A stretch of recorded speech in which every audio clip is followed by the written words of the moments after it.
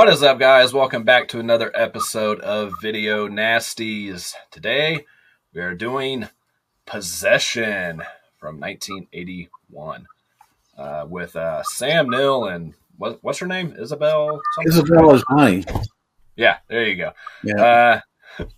As always, joined with Retro Horror. If you guys are watching over on his channel, I'm Dan from Reject Films. And this movie is really crazy, so I'm going to let Retro attempt to explain the synopsis of this one. Well, there's a lot of pressure on me on this one because this film open to a live interpretation. But the basic storyline is Sam Neill plays this international spy, and he's married to Isabel Adjani. They've got one son. Isabel Adjani is having an affair. And it's basically tearing both parties apart. The first half of the film really is focused on the divorce, the pending divorce, and the kind of the breakup of the marriage. And you really get, from that storyline, to me, you get one of the most visceral, vivid portraits of a divorce and the disintegration of a relationship, right? That can be I've ever seen committed to film. Now the second half, now we're talking about a sharp left turn into what the fuck category. You've got a whole slew of things going on there, that doppelgangers and monsters and murders, and so we're gonna have to talk about that probably in the midst of a spoiler alert, because you really can't talk about the second half of this film, in my opinion, without saying, hey, it's spoiler time. So, that's kind of my opening comments. At least that's the basic storyline. It's a divorce. It's a pending divorce of a relationship that's gone to the shitter, really. Yeah. Yeah, it had my attention and my focus on the first half. I was following it pretty good, and then when it went the other direction, I just, what the hell am I watching? As soon as you saw that kind of creature thing, again, spoilers, like we were talking beforehand, when I saw that creature in like the wall of her place, and I'm just like, what the hell is going on? I did not expect it to. Yeah. I've never seen this movie until now, so. Well, I think, there's a lot of ways to look at this. One is you can look at it on the evidence itself, just the physical evidence of it. There's a monster in the midst, and she's involved with this monster. Or you can take it more as a metaphor of her psychosis. I think you can look at this. You can look at the second half of the film as the complete breakdown of a woman and her total psychosis. And maybe what we saw on the screen was just not real, in that sense. It was from her imagination, and really from his imagination, because he kind of falls headlong into her world as well. The first half of the film, it's like, all right, I don't want to lose you, but obviously you're in love with someone else, so. He starts to try to piece his life back together without her, and then the second half, he's like knee deep in the shit again, and he's just as psychotic and crazy as she is at the end of the day. Well, he starts to go more into her realm of things, her craziness, as he sees what's at her place. When he sees that vision, he starts to really lose it. He tries to keep it together the best that he can, and when he sees, that creature and stuff, it does something to him. And right, again, is it metaphorically or is it real, or I think that's open to interpretation of the viewer. The other way to look at this is that the monster, right, is a physical manifestation of what Isabel Adjani is trying to create in her mind of a perfect lover, because at the end of the day, you've got both parties, right, are having these doppelgangers, and the doppelgangers look like the spouse. Mm-hmm. So what's that all about? Are they when Sam Neill was trying to He's move a on teacher. Yeah. and he meets this teacher, and the teacher looks the spitting image of Isabella Johnny. Well, it is Isabella Johnny. That he's trying to maybe manifest what he wants in a relationship in that person. So it could just be, and we could just be seeing something transpiring in the minds of these two, rather than it actually being an actual, a monster. Yeah, he wants more of the actual relationship side of things, and she's not satisfied sexually, and this creature, this octopus creature, satisfies her in that sense. Right, So right. yeah, I didn't really think about it like that until you just said that. Now Yeah. it's all kind of making sense. And I don't know that that's, who knows. I mean, the only person that really would know is the director, Andrei Zarowski. I mean, I mean, basically, what all that I gathered, the element of this I gathered from him in his interviews was that this film is simply uh, what he experienced going through the breakup of a relationship and divorce. And a lot of this stuff in your mind, there's a lot of demons in your mind. I mean, I'm divorced, so Right. I And mean, I'm finishing mine. So yeah. And sure. So there's a lot of mental stress that goes with the mhm. end of a relationship that, Yeah. I wasn't envisioning monsters, but I No, mean, but you're not yourself, and parts of you that you never knew existed do come out at times when you go through something so oh, traumatic. You yeah, know. absolutely. So my opinion is that's not really a monster. It's a metaphor of uh, her portrayal of what she feels inside. First off, she's psychotic anyway. So she's psychotic. She feels a lot of guilt for having cheated on her husband and really kind of left her son in the lurch. And so I think she's portraying a lot of things upon the individual she's having an affair with, that it's a monster. It's a monster in her mind, in my opinion. That's my takeaway from it. Yeah. And you get some sense of demonic possession as well because of her, especially her scene where she is by herself. Was that underground in like the subway or some shit? Yeah, Going at it for like a long period of time. That's a hell of a scene for one. And she's always talking about that thing with the nuns and things, the sisters or whatever, and yeah, I took the tunnel scene and then her follow up dialogue as something to effect that she actually has had a miscarriage or something in the past. Uh, that's what I took from it, because when you see all the oozing yeah, crap she's oozing, oozing from up here, and I'm like, what?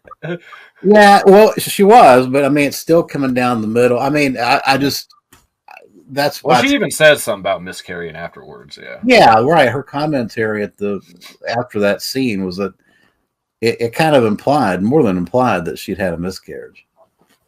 but that scene definitely leads to the acting chops of this movie, though. I mean, all three main characters. I mean, well, I guess you kind of got four with the teacher as well, but they just did a fantastic job in this movie. I mean, they had to be completely mentally and emotionally exhausted after this film. It's just, Well, Isabelle Johnny, it's a tour de force performance from her. I mean, oh yeah, it's right, and she won some award, Cannes Film Festival award for this. Apparently it did take a toll, because there was rumors, and the director talked about this, that she had tried to she'd had a complete breakdown after the making of this film and tried to commit suicide. That's oh that's wow. what he said.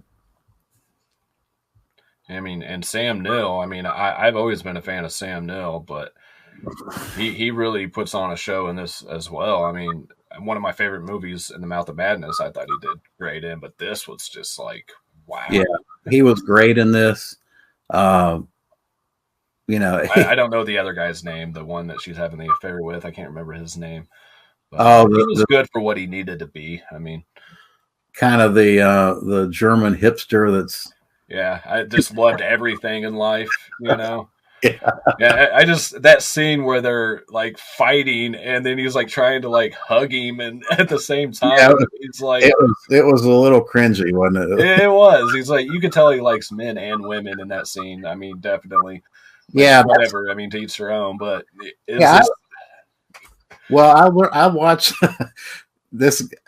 I learned a new term watching. I watch. Well, the girlfriend watches Bravo and Discovery Channel, and she watches the Thousand Pound Sisters.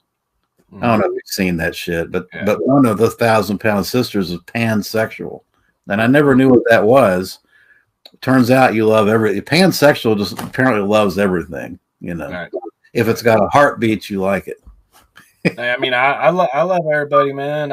I'm not going to do certain things with everybody, but like I said, to each their own. I'll judge nobody, but Yeah, well, like he I guess. was good, like I said, for what he needed to be in that role. I Yeah. mean, had So no the issues with his acting either. so apparently he was pansexual, the German dude. Right? Yeah. And then Did you you had a know? little bit of stuff with his mom too there towards the end, but she didn't play a big role. No, she didn't.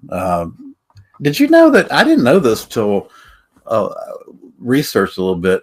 Johnny, of course, was in Nosferatu the Vampire, the Kinski Herzog film, which is one of the few remakes that I think is as good or better than the original. I mean, the original 1922 with F.W. Murnau is a classic film, one of the greatest German films.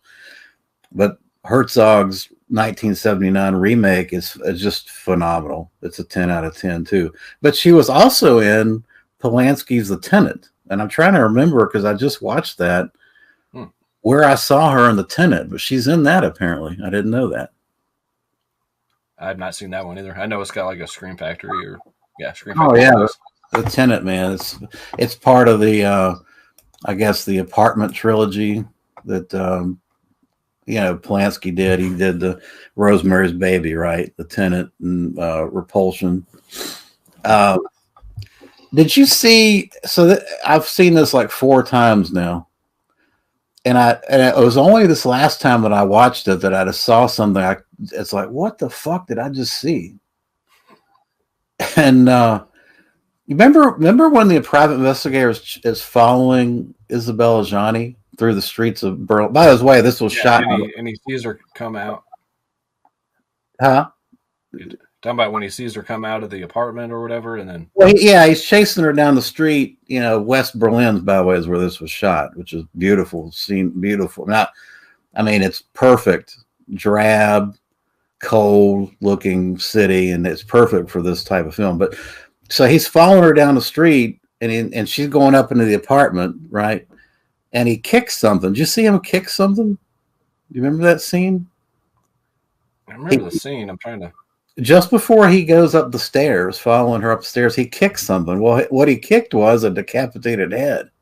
I mean, I had to like stop it and I have to go back to that. Yeah, I had to stop it in slow motion and rewind. It's like, what the?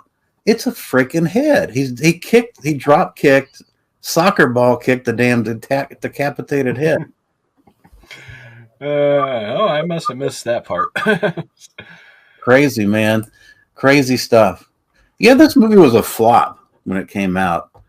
And I remember the release in the US. Unfortunately, I was. Well, 1981. I mean, you got all your slashers and all that. Yeah, I mean, on.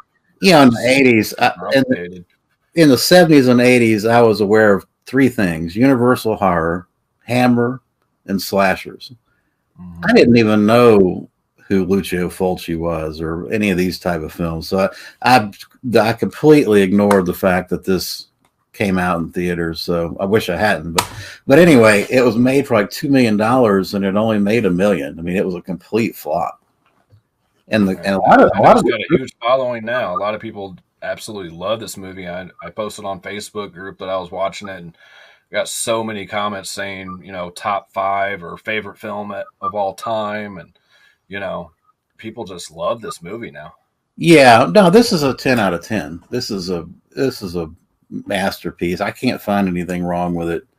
I mean, this is one you got to watch more than once, though. I mean, I'm going to have to watch this thing a couple more times and watch all the features to try Right. to understand everything. It's just, but like you were saying, I don't think it's a movie that's you're supposed to understand everything. It's supposed to mean something different for different people, like depending on what you're going through in life, maybe, or just a certain way you see it. Sure. I mean, this is going to resonate with people that have gone through relationship crises and divorce. I think this is going to resonate with people that have relatives that, have mental issues or those type of things. I mean, this is just covering a lot of bases. Uh, and it really, what I like about the film the most is it doesn't check off all the boxes for you. It does leave it open to interpretation. I like films that treat me like I'm have a halfway Have a decent. brain, right? Yeah, yeah. My IQ is halfway decent. You're not just Scooby doing it and pulling the mask off at the end. Yeah, you're like, Yeah. So this film doesn't spoon feed you. mhm. All the answers. I mean, it's so open to interpretation. I love that. It's a great Yeah. film. I mean, most people are the same in the sense that certain times all we want's like a pure fun slasher movie or straightforward movie, and other times we want to be challenged. We want to be entertained beyond normal. We want to be our minds opened up to things that we've never seen or heard on film before, and it just depends on your mind state, your mood that you're in when you're watching a movie. You Yeah, know, yeah. It really does. I mean, and I like I like the straightforward slashers. But I like these films too. You have to be in the mood for it. hmm This is something that you don't want to casually watch while you're playing on your computer in the background. I mean, you want to really focus on this baby because it's you'll miss something if you don't, because there's just a lot of interplay, fascinating interplay between the two main characters. It's yeah, and I'm not going to spoil everything, but there's a quite a few even I'll say normal scenes that catch you off guard too. When they're in the kitchen and then what he does shortly after she does something uh, in the kitchen area. You're just like, what the fuck just yeah, happened? Why did she do that? Why did he do that? And I understand some of it too. Some of this movie is uh, trying to explain that when you're going through certain things in life, like you're so numb to other things, like you inflict pain or something like that, and you don't feel anything because you're just so dead inside. You're just because of other things going on at the time. yeah. It's there's a lot of examples in this film, and I think the kitchen scenes that you talk about are great for the where you've got what's actually happening, what's viscerally happening between two characters on the screen. But what's really happening is what's going on in their mind. I mean, it's those things that are happening between Sam Neill and Isabel Johnny. While what you see is not really what's going on, there's a lot more going on, more in their mind than is on the screen. And I think that's the case. Again, that's my take on the monster, the squid monster. The squid monster is just a manifestation of a lot of the feelings of guilt and even when Sam Neill sees the monster, right? What is he seeing? I think uh, he's seeing the monster as the enemy. This is the guy that violated my wife and destroyed my relationship. He's a monster. I don't, but it's not. It's not a monster in the truest sense of a monster. It's only in the mind. Yeah, and more spoilers going back to what you were saying earlier about it being the version of the people that they wanted at the end of the film. Obviously, she creates another him at the end is what she was working on the whole time. Yeah, It's an exact replica of Sam Neill's character at both the end. parties, right? Both parties try to recreate the perfect mate in their minds, and the perfect mate looks like their spouse, but has other elements that they're really looking for. And don't we try to do that in real life? How many times have you heard about relationships where Right. I tried to change that person and they wouldn't change, and we broke up? I mean, Or that's if I had her looks and her mind and her this, you know, Right. it would be the perfect woman, you know, trying to Frankenstein a woman or Yeah. So those doppelgangers in the end of the film are really a great example of what happens in real life between couples. That I hear it all the time with couples trying. I wish I could change that person. I wish I could put this piece with that piece and form the perfect individual to be married to. I mean, we all do that. well, a lot of people want. I mean, I know we're getting off track a little bit, but a lot of people want that person that they had at the beginning, you know, because people change throughout the years and people want not necessarily to change them, they just want them back the way they were, the way they used to be, you know, before things got dull or before they became obsessed with something else instead of them, you know, and their focus shifted directions, you know, they want that passion back. Right. Yeah, that's true. Yeah, Fascinating, deep film, man. it is. A lot of elements to this film. You could spend a lot of time kind of Yeah. dissecting it.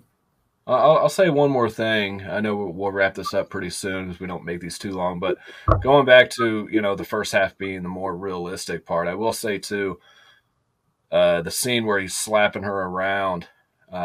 Not I'm not saying just to slap your wife around, but it seems like there was no, like I was just kind of saying, there was no passion in the relationship, and that was like the first time he actually showed some kind of uh, passion and everything like that, and some kind of real will and everything to keep her, like, oh, there's this guy inside that I knew was there, like Yeah. not now there's actually something coming out of him, and of course it's too late at certain points, but Yeah, I think Ajani was a person that needed to perpetually be excited. She's one of those that the mundane elements of a relationship just she couldn't do that part. So being slapped around was exciting. And actually didn't. And he was the same way, right? Because she slaps. Remember when she slaps him? And he's like, do it again, do it again. So he's just as fucked up as she is, really. Yeah, it's and like I said, a lot of people, relationships just go that way, in real life. You become what's the word I'm looking for? Just comfortable, and you lose all the passion, and you got to do, like I said, I'm not saying slap your wife around, but you got to do things kind of extreme at times to get that back, Yeah, I think unfortunately that's we as humans don't seem to like comforts just of normalcy and repetition, but well, at the end of the day, I wouldn't go too far towards that view of this thing because let's face it, there's no doubt. I don't think anybody watching this can say that Isabel Johnny, that character she's portraying, is a psycho. She's whether she's schizophrenic or whatever she is, she's freaking nuts. Yeah. And she so was obviously killing people. Yeah, so her interpretation of what a normal relationship is skewed by the fact that she's really psychotic. Let's face it. And he while he might not have been psychotic, by the time you get to the end of this, he's just as crazy as she is. Yeah, and I'll wrap it up with this real quick. Do you think? I mean, I had certain elements kind of tell me yes to this, but a lot of that passed down to the kid as well. I mean, something wasn't quite right with the boy either. There's no doubt that environment influences the outcome of people. I mean, whether it's in his and Andy, you got the problem with him from a DNA perspective. That's what I was getting at more. Yeah. I mean, look at the two contributors, and then he's going to have to live with them in this. Yeah, so yeah, his future is not too. Yeah, he's already fucked. He's already over. Yeah, poor kid.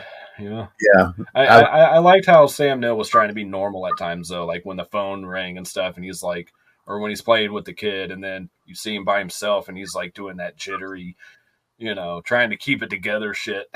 Yeah.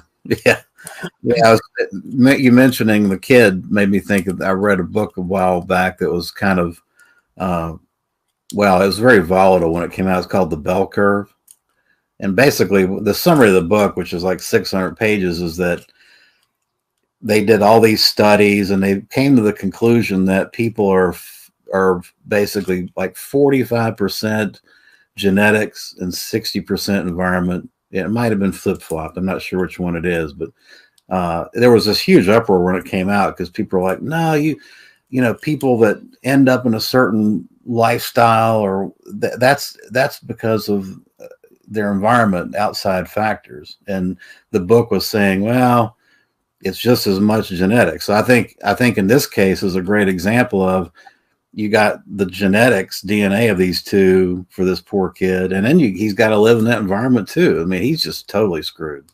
Yeah, definitely.